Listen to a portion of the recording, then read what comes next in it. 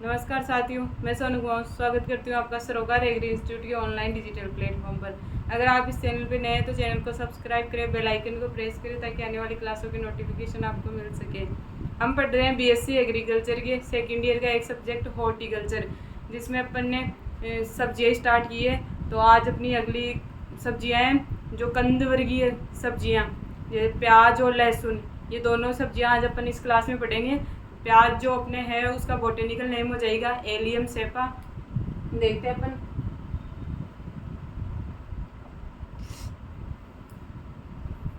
प्याज उसका botanical name हो जाएगा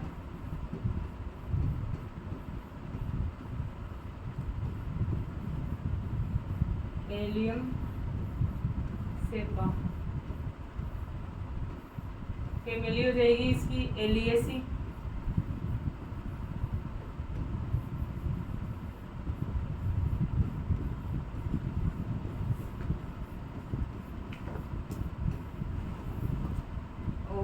गुणसूत्र हो जाएंगे इसमें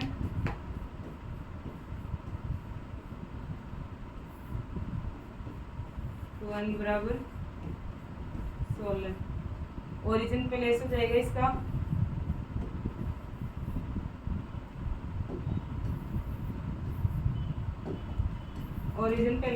इसका मध्य एशिया।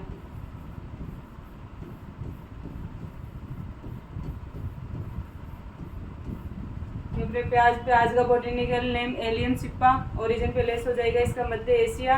क्रोमोसोम नंबर हो जाएंगे 2n बराबर 16 और इसकी फैमिली हो जाएगी एलियेसी। और जो आगे इसका पुष्पक्रम हो जाएगा इसमें अम्बेल।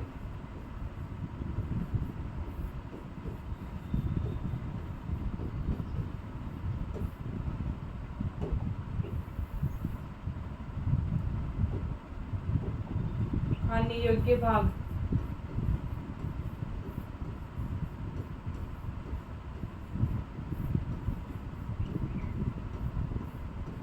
वो अपने हो जाएगा गलब या सल्ककंद।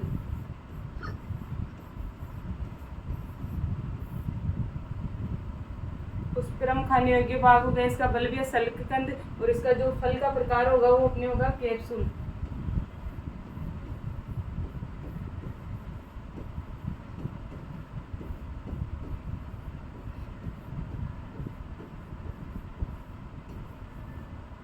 ये हो गई अपने प्याज की जो बेसिक जानकारी, वो आगे देखते अपन।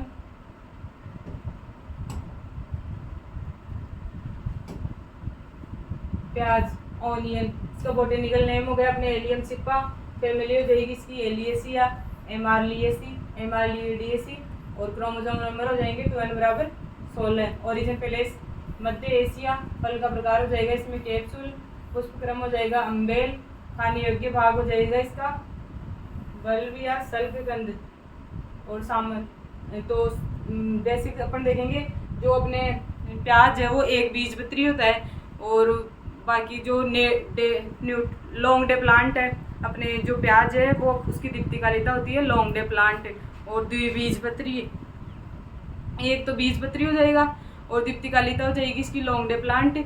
और जो इसका अंदर वो द्विवर्षीय सब्जी एक, अगर अपन इसको बल्ब निर्माण तक की प्रोडक्शन ले रहे हैं तो वो तो हो जाएगी 1 वर्षीय, लेकिन बाद में अगर अपन इसका बीज का भी प्रोडक्शन ले रहे हैं तो वो हो जाएगी द्विवर्षीय। तो अपने ये है लॉन्ग डे प्लांट द्विवर्षीय, और बल्ब निर्माण ले रहे हैं तो 1 वर्षीय। लू से बचाव हेतु प्रयोग।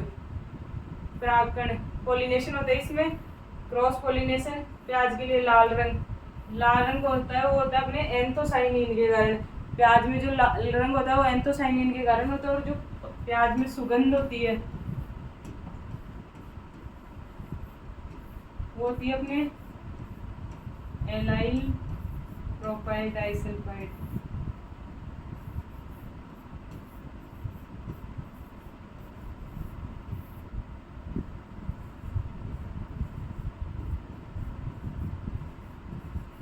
प्याज में जो सुगंध आती है वो आती है अपने एलाइल प्रोपाइल डाइसल्फाइड के कारण।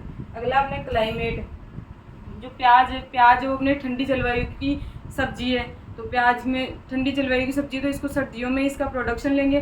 जो प्याज के अच्छे उत्पादन के लिए जो टेम्परेचर होगा अपने 13 से 26 डिग्री सेल्सियस टेम्परेचर होगा, और जो अच्छा अच्छा बल्ब के निर्माण के लिए जो टेम्परेचर होगा वो होगा अपने 35 से 40 डिग्री सेल्सियस।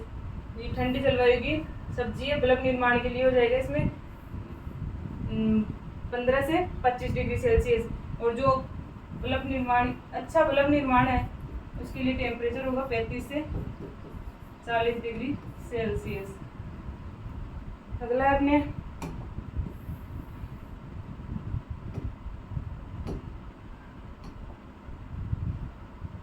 क्षेत्रफल व उत्पादन। क्षेत्रफल व उत्पादन में विश्व में भारत का स्थान है सेकंड और चीन का स्थान है प्रथम। अगली अपनी सॉइल, जो प्याज है, प्याज के लिए बलुई दोमट या दोमट मृदा सुटेबल रहती है। पीएच मान हो जाएगा उसका 5.5 से 6.5। बुआई, प्याज की बुआई 4 प्रकार से, प्याज को अपन 4 प्रकार से उगा सकते हैं। तो फर्स्ट हो जाएगा अपने पौध का रोपण करके, सेकंड बल्ब निर्माण, थर्ड हो जाएगा बीज द्वारा, और अगला फोर्थ हो जाएगा सेड्स द्वारा। तो फर्स्ट अपना पौध का रोपण करके, तो जो रोपनी में पौध तैयार करके खेत में रोपते हैं। पहले तो अपन नर्सरी तैयार करेंगे, फिर उसके बाद में उसका प्रोडक्शन लेंगे। नर्सरी के बाद में नर्सरी तैयार करके इस विधि में सिंचित क्षेत्रों में अपनाई जाती है। पहले रोपनी में पौध तैयार करके, मीन्स नर्सरी में पौध तैयार करके खेत में रोपते हैं। ये विधि सिंचित क्षेत्रों में अपनाई जाती है। इससे भारी उपज प्राप्त होती है। विभिन्न राज्यों में मौसम के अनुसार अलग अलग समय पर नर्सरी में बीज बुआई करते हैं। महाराष्ट्र के अंदर जो अपन नर्सरी तैयार करेंगे वो करेंगे अक्टूबर में, और एमपी में, मध्य प्रदेश में करेंगे वो करेंगे मध्य दिसंबर में। पश्चिमी बंगाल में जो नर्सरी तैयार करेंगे वो करेंगे सितंबर टू नवंबर, और तमिलनाडु व आंध्र प्रदेश के अंदर जून जुलाई के अंदर नर्सरी तैयार करेंगे। तो ये जो पीछे था ये तो रबी सीजन वाला हो गया। आगे अपना खरीफ सीजन वाला, तो तमिलनाडु आंध्र प्रदेश के अंदर जून जुलाई खरीफ, और रवि के अंदर जो लेंगे वो हो जाएगा अपने अक्टूबर से नवंबर और जनवरी फरवरी। उत्तरी भारत के मैदान में अक्टूबर से मध्य नवंबर तक। पर्वतीय क्षेत्रों के अंदर लेंगे इसकी अपनी नर्सरी तैयार करेंगे मार्च मई में। सभी मैदानी क्षेत्रों में खरीफ की फसल हेतु मई जून के अंदर इसकी नर्सरी तैयार करेंगे। रोपण के लिए पौध 35 से 40 दिन के अंदर इसकी पौध तैयार हो जाएगी। तो अगर अपने को अच्छा प्रोडक्शन लेना है तो मेनली ज़्यादातर काम में ये नर्सरी तैयार करके फिर उसके बाद में प्रोडक्शन लेने वाला ही काम में लेते हैं। तो जो नर्सरी के अंदर जो 2 टाइम पे अपन इसका प्रोडक्शन ले सकते हैं, एक तो रबी सीजन में और एक खरीफ सीजन में। जो रबी सीजन के अंदर जो रबी और खरीफ सीजन इन दोनों टाइम पे इसका प्रोडक्शन ले सकते हैं। तो जो नर्सरी के अंदर अपन जो प्रोडक्शन लेंगे उस टाइम पे जो खरीफ सीजन के अंदर जो प्रोडक्शन लेंगे उसमें जो सीड रेट चाहिए वो अपने को चाहिए 10 kg सीड पर हेक्टेयर। और जो अपने खरीफ सीजन में जो सीड रेट रखेंगे वो रखेंगे अपने 12 से 15 kg पर हेक्टेयर। ये अपने हो जाएगी नर्सरी के लिए सीड रेट। अगला अपने जो नर्सरी में अपन ने पहले पौध तैयार कर ली। अब पौध तैयार करने के बाद में हम उसका पौध को ट्रांसप्लांटिंग करेंगे, पौध की ट्रांसप्लांटिंग। तो ट्रांसप्लांटिंग जब हम करेंगे तो उसको नर्सरी में से जब पौध निकालेंगे तो उसको 22 टिन 2 ग्राम पर लीटर में ना 10 से 15 मिनट के लिए डुबोकर फिर उसके बाद में उसकी ट्रांसप्लांटिंग करेंगे, जिससे अपने जो नर्सरी में जो लगने वाला है, जो प्याज में लगने वाला है जो रोग है गुलाबी सड़न रोग, उससे अपन इसको बचा सकते हैं। तो हो जाएगा अपने ये 2 ग्राम 22 टिन।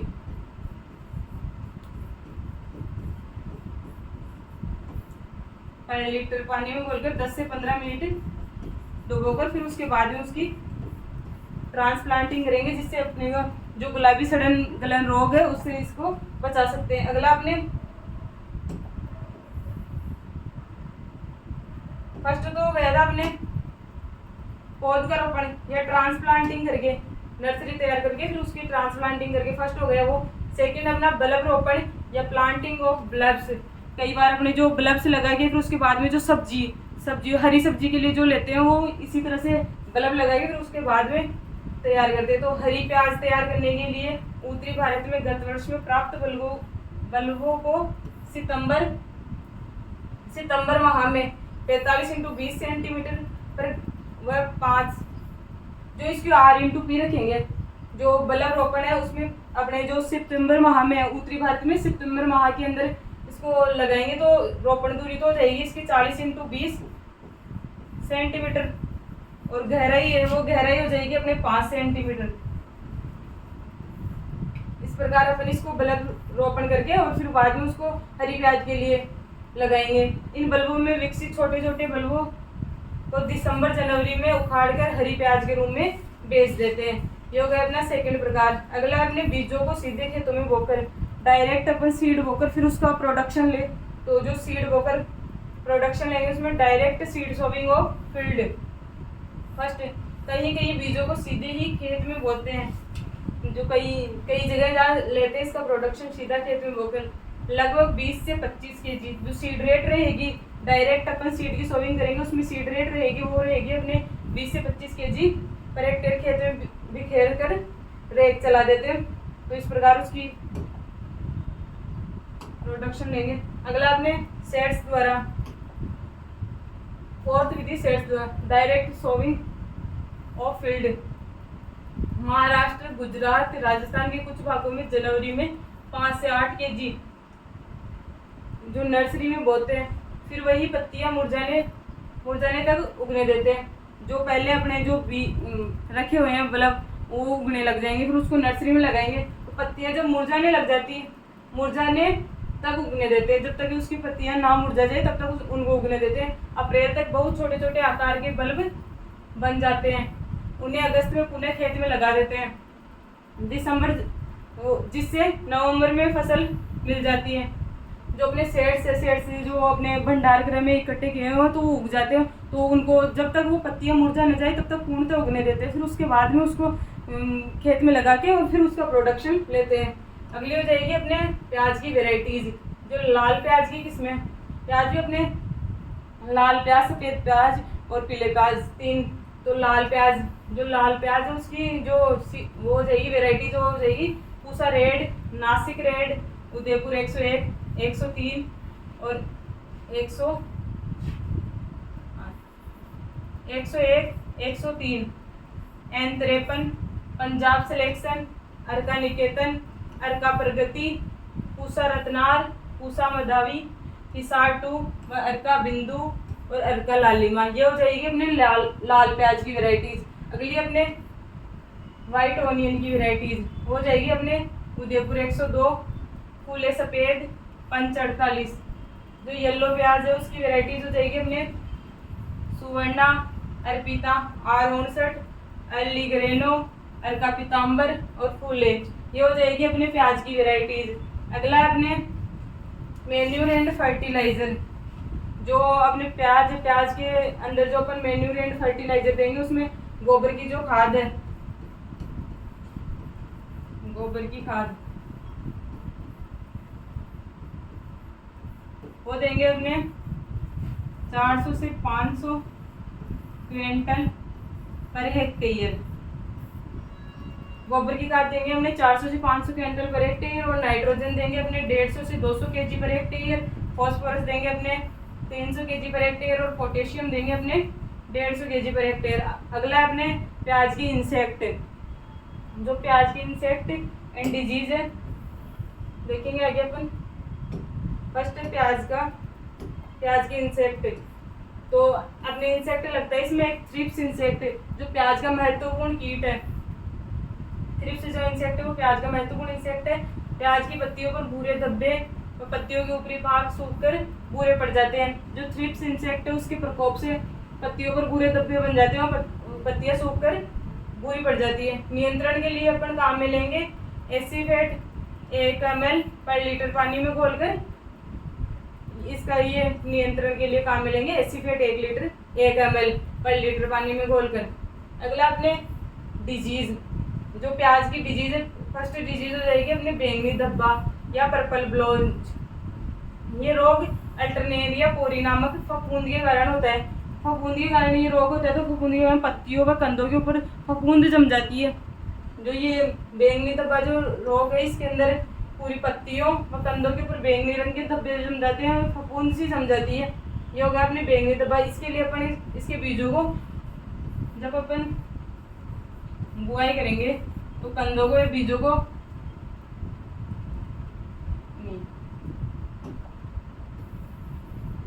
कंदों बीजों को नहीं, जब इसका प्रकोप होगा उस टाइम पे अपन 2 ग्राम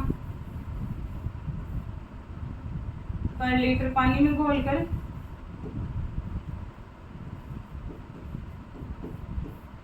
मैंकोजेब 2 ग्राम पर लीटर पानी में घोलकर छिड़काव करेंगे। इसका मैनेजमेंट हो जाएगा। अगला अपने गुलाबी सड़न या पिंक रोट। ये रोग पायरेनोचिटा ट्रेस्टपस नामक फफूंद के कारण होता है। जो गुलाबी सड़न रोग है वो हो जाए तो मेनली इसमें 2 इंसेक्ट हो जाएंगे अपने प्याज की। फर्स्ट हो जाएगा बैंगनी धब्बा और सेकंड हो जाएगा गुलाबी सड़न। ये 2 इसकी रोग हो जाएंगे और इंसेक्ट हो जाएगा थ्रिप्स। अगला अपने कटाई व उपज। जो प्याज में कटाई व उपज तो बल्ब के पकने पर उसे ठीक प्रकार बल्ब के पकने पर उसके ऊपर का जो शीर्ष भाग है वो झुक जाता है। इस समय बल्ब उखाड़ लेते हैं। साधारणतः रोपने के 4 से 5 माह बाद फसल तैयार हो जाती है। जब अपन बीज लगाते हैं, बल्ब लगाते हैं, उससे 4 से 5 माह बाद इसका प्रोडक्शन अपने को मिल जाता है। तो जब बल्ब की जो ऊपरी पत्तियां हैं वो पीली पड़ने लग जाए या मुरझा जाए, उसके बाद में अपन इसको उखाड़ लेंगे और उखाड़ने के बाद 4-5 दिन तक इसको रख के फिर उसके बाद में कटाई करके और फिर बेचने के काम में लेंगे। तो अगला अपने इसकी यील्ड जो औसत उपज प्राप्त होती है वो होती है अपने को 250 से 300 क्विंटल पर हेक्टेयर। और जो अच्छी वेराइटीज है उनसे अपने को जो यील्ड प्राप्त होगी वो होगी 500 से 600 क्विंटल पर हेक्टेयर। ये अपने प्याज की जानकारी हो गई। अगला अपने गार्लिक या लहसुन। अगला देखेंगे अपन लहसुन के बारे में। तो लहसुन का बोटेनिकल नेम हो जाएगा अपने एलियम सैटाइवम। फैमिली हो जाएगी इसकी एलियेसी। क्रोमोसोम नंबर हो जाएंगे 2n = 16। ओरिजिन पैलेस हो जाएगा इसका मध्य एशिया। और खाने योग्य जो भाग है वो हो जाएगा इसका कलोम। फल का प्रकार कैप्सूल। जो अपने लहसुन का बोटेनिकल नेम हो जाएगा एलियम सैटाइवम। फैमिली हो जाएगी इसकी एलियेसी। क्रोमोसोम नंबर हो जाएंगे 2n = 16। ओरिजिन पैलेस मध्य एशिया। खाने योग्य भाग हो जाएगा क्लोव। और जो फल का प्रकार है वो हो जाएगा कैप्सूल। अगला अपने लहसुन का उपयोग उच्च रक्तचाप व धमनियों के दाब को कम करने के लिए किया जाता है। अगला एक बीजपत्री। ये एक बीजपत्री सब्जी है। स्रोत फॉस्फोरस। जो ये अपने प्याज लहसुन से अपने को फॉस्फोरस अच्छा मिलता है। अगला अपने क्लाइमेट। ठंडी जलवायु की फसल है। ठंडी जलवायु तो अपन इसका प्रोडक्शन लेंगे अपने शरद ऋतु में। शरद ऋतु में जो इसके फाकों की जो फाक होती है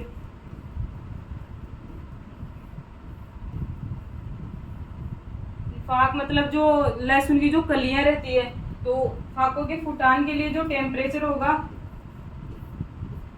वो होगा अपने 15 degree Celsius. 15 degree Celsius temperature इसके लिए अच्छा है। अगला अपने सोइल। जो बलुई दोमट मृदा और दोमट मृदा इसके लिए सुटेबल है। और टेम्परेचर हो जाएगा इसका 6.5 से 7.5। वो पीएच मान हो जाएगा इसका 6.5 से 7.5। अगला अपने तत्व। जो प्याज के अंदर जो सुगंध का कारण था वो अपने था एलाइल प्रोपाइल डाइसल्फाइड। और इसके अंदर जो तत्व पाया जाता है वो पाया जाता है अपने डाइएलिल डाइसल्फाइड। जो लहसुन के अंदर जो तत्व पाया जाता है वो पाया जाता है अपने डाइएलिल डाइसल्फाइड। जो एंटीबैक्टीरियल होता है वो होता है इसके अंदर एलिसिन। अगला अपने सीड रेट। जो लहसुन की जो सीड रेट हो जाएगी अपने 400 से 500 kg पर हेक्टेयर। जो इसकी सीड रेट हो जाएगी वो 400 से 500 kg पर हेक्टेयर हो जाएगी। और जो इसकी जो एक कली रहती है लहसुन की, अपन कलियों की सोविंग करेंगे तो जो एक कली का जो वजन होगा वो होगा अपने 6 से 8 ग्राम। जो एक कली रहेगी वो रहेगी अपने 6 से 8 ग्राम की। और अगर इसकी मात्रा क्विंटल में देखें तो वो हो जाएगी 4 से 5 क्विंटल पर हेक्टेयर। जो सीड रेट होगी अगली अपना वेराइटीज। जो लहसुन की वेराइटीज में हो जाएगी अपनी agrifound white Parvati, Jamnagar local, Yamuna सफ़ेद 1, 2, यमुना सफ़ेद 3, यमुना सफ़ेद 4, यमुना सफ़ेद 5। इसकी वैरायटी जो जाएगी सबसे बड़ी कलिका। तो सबसे बड़ी कलिका जो पाई जाती है वो अपनी G282 जो वैरायटी है उसकी सबसे बड़ी कलिका पाई जाती है। अगला अपने खाद और उर्वरक, जो खाद और उर्वरक उसके अंदर गोबर की जो खाद देंगे वो देंगे अपने 20 से 25 टन पर हेक्टेयर। नाइट्रोजन देंगे अपने 150 से 200 kg पर हेक्टेयर। फॉस्फोरस देंगे अपने 300 kg पर हेक्टेयर। अगला अपने पोटेशियम, पोटेशियम देंगे अपने 150 kg पर हेक्टेयर।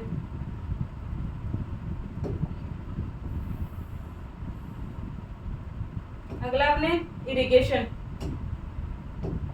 जो लहसुन है, लहसुन के अंदर जो इरिगेशन और जो अदर प्रैक्टिस जैसे निराई गुड़ाई वगैरह हो, तो पहली जो सिंचाई करेंगे वो अपने जो बुआई करेंगे, बुआई के तुरंत बाद ही सिंचाई करेंगे। सेम एज यही अपने जो लहसुन है, लहसुन में हो जाएगा।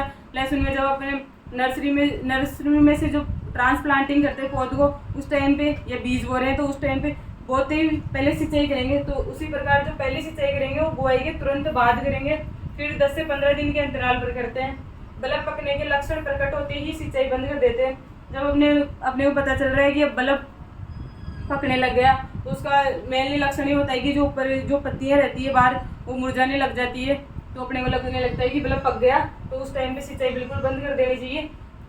बुआई के बाद प्रति हेक्टेयर 3.5 kg पेंडामिथालिन रसायन देने व 40 दिन बाद निराई गुड़ाई से खरपतवार नष्ट कर सकते हैं। जो अपने वीड मैनेजमेंट करेंगे वो अपने करेंगे एक या तो 40 दिन बाद में निराई गुड़ाई करेंगे, या फिर जो अपने हर्बिसाइड काम में लेंगे वो लेंगे अपने 3.5 kg पेंडामिथाइल 3.5 kg।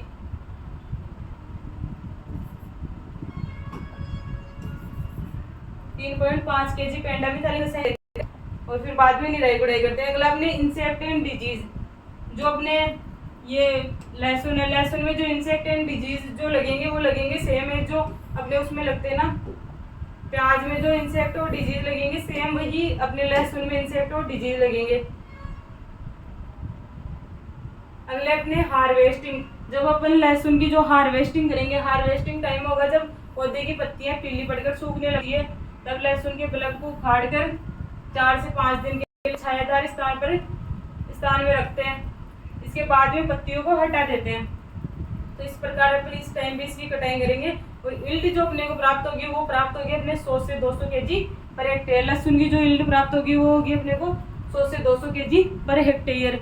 इस प्रकार अपन ने तो और जो अपने जो ये है सोविंग टाइम, जो लहसुन में जो सोविंग टाइम रहेगा वो रहेगा अपने अक्टूबर से नवंबर। ये तो अपने लहसुन के अंदर सोविंग टाइम है हो जाएगा। और जो अपन बुआई करेंगे, बुआई के टाइम पे जब अपन कलियों की जो बुआई कर रहे हैं उनको अपन पहले डाइथेन M45 नामक फफूंदनाशी से उपचारित करके बाद में इसकी सोविंग करेंगे।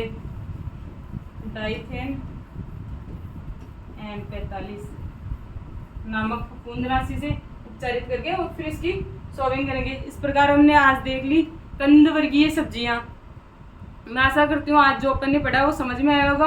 और अभी तक आपने इस चैनल को सब्सक्राइब नहीं किया तो सब्सक्राइब कीजिए और अपने दोस्तों के पास इस क्लास को शेयर कीजिए ताकि वो भी क्लासें ले सके। Thank you.